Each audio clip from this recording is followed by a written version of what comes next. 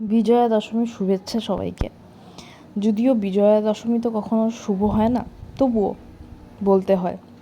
আজকে যা যা লাঞ্চে আছে সেটা হচ্ছে ভাত, পোলাও, আর সাথে হচ্ছে পুঁটি মাছ ভাজা, এটা আমাদের নিয়ম, ইলিশ মাছ, মাটন, আর এটা হচ্ছে এক্সট্রা, আর হচ্ছে উচ্ছে আলু ভাজা।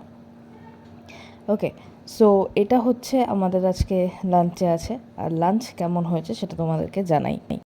দেখো, পুঁটি মাছ ভাজার আর কি রিভিউ দেবো? পুঁটি মাছ ভাজা পুঁটি মাছ ভাজাই, ছোটো সাইজ আর বড় সাইজ এই যা ডিপেন্ড করে।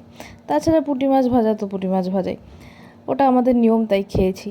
আর তারপরে হচ্ছে এই উচ্ছে আলু ভাজাটা দিয়ে ভাতটা মেখে এইভাবে একটা জাস্ট গরস নিয়ে মুখে চালান করতে হবে। আর আমার কিন্তু উচ্ছে আলু ভাজা বেশ ভালো লাগে। নিম বেগুনও আমার বেশ ভালো লাগে খেতে, অনেক দিন খাওয়া হয় না নিম বেগুন, এখন বলছি আমার লোভ লাগছে রীতিমতো। উচ্ছে আলু ভাজা কিন্তু আমার বেশ ভালো লাগে। কার কার উচ্ছে আলু ভাজা ভালো লাগে আমায় কিন্তু অবশ্যই কমেন্ট করে জানিও, মানে তিতো খেতে কার কার ভালো লাগে। আমার কিন্তু বেশ ভালো লাগে। আর দেখো আমি কি এনজয় করে খাচ্ছি।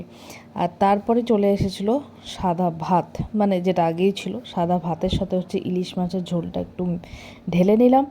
তারপরে এই ইলিশ মাছের ঝোলটা দিয়ে ভাতটা ভালো করে মাখতে হবে। আর সব থেকে বড়ো কথা হচ্ছে মাছটা দেখো কত বড় জোড়া লাগারে, কিন্তু মাছটা ভেঙে গেছিলো।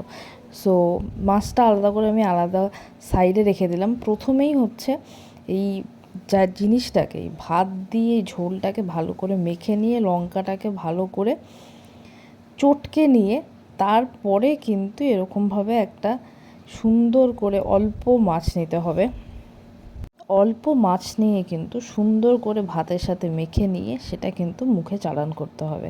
আর সত্যি কথা বলতে ইলিশ মাছের স্বাদটা কিন্তু অসাধারণ ছিল, খুব সুন্দর লেগেছিলো খেতে, আমার কিন্তু দারুণ লেগেছিলো। চ্যানেল কিন্তু সাবস্ক্রাইব করো।